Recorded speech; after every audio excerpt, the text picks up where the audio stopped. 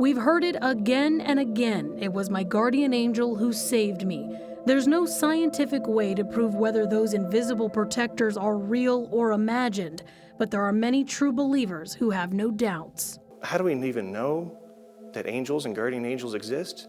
It's all over the Bible, Old Testament and New Testament. Father Sean Donovan says while it might be a great mystery, every single one of us has a guardian angel following us through life. Our angels will help us along the way. They'll help protect us primarily from sin, but also from bodily harm, and they'll also guide us in the way that we need to go. It happened to Frederick Montgomery. Do you believe in guardian angels? I do. Do you have one? Oh yeah. Yeah, she's 4'11", she looked like Betty White. It was 1990. He was 17 years old and about to graduate high school. He and his friends went to a party to celebrate. By the end of the night, we didn't have a ride. We had a ride to get there, but we didn't have a ride to get back home. Stranded 20 miles from home and heavy rain steered him into a bad direction. He decided to steal a car. We had no money, we had no coats, and it was wet. For the first time, being a good kid all my life, that sounded good.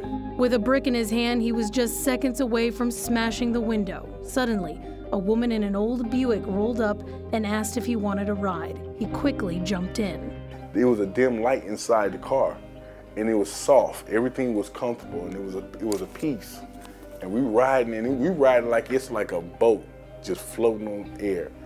And she just moving her head, just loving the music. And I'm like, is this really real? It had to be because we got to A to B, and then when we got out the car, it stopped raining. He says when she dropped him off, she said, "You be good." We turned around to say thank you, and the car was gone, just like it appeared. And that has stuck with me like a tattoo for the last 27 years of my life. He says that old woman in the Buick was his guardian angel, preventing him from committing a crime, a simple ride that changed his life.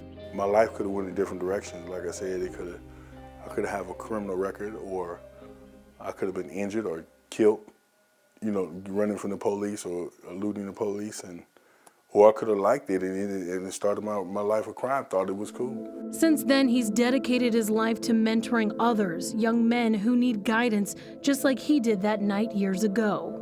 You need that right now in your life to succeed. You need that one voice, you need that one person to say, hey, you can make it. While he hasn't seen her since, Frederick says he feels her presence from time to time, sometimes the voice inside him, guiding him through life. There's a voice that's inside you that's always speaking, that's trying to give you direction, that's trying to help you in your situation.